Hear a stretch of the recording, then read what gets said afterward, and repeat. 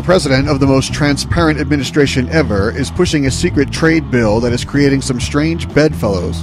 Remember when President Obama was campaigning for your vote and said this? I'll make our government open and transparent. No more secrecy. That's a commitment I make to you as president. Well, things certainly have changed since that huge lie echoed from his podium.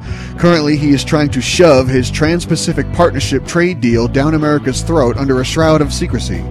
Ohio Congressman Tim Ryan describes his problems with the deal. Right now, you have to go into the same room that we get classified briefings in. That's how secretive this whole process has been. It's kind of mind-boggling. If you want to read the agreement, you have to be a member of Congress and go to a special room in the basement of the Capitol by appointment and without any staff.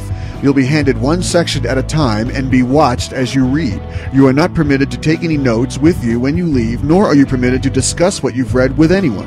Senator Elizabeth Warren is calling for the president to go public with the deal and even went so far as to praise President George W. Bush on his transparency. If the president is confident that this is a great trade deal for American families, let the American people see it. President Bush, when he negotiated a trade agreement, he posted it months in advance. How wrong do you have to be to have Elizabeth Warren calling you out?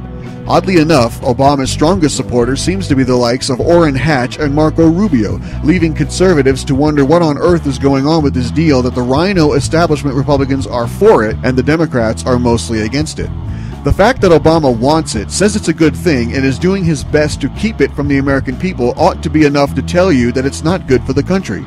The whole purpose of this legislation is to hand over fast-track authority to President Obama to make trade agreements with countries in what's known as the Pacific Rim.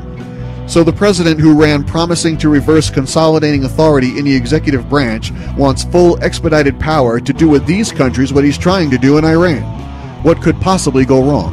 Why Congress is so willing to relinquish power to this president remains a mystery. Thanks for listening, and be sure to catch the weekly Ray Warner Show and subscribe at iTunes or at theraywarnershow.com.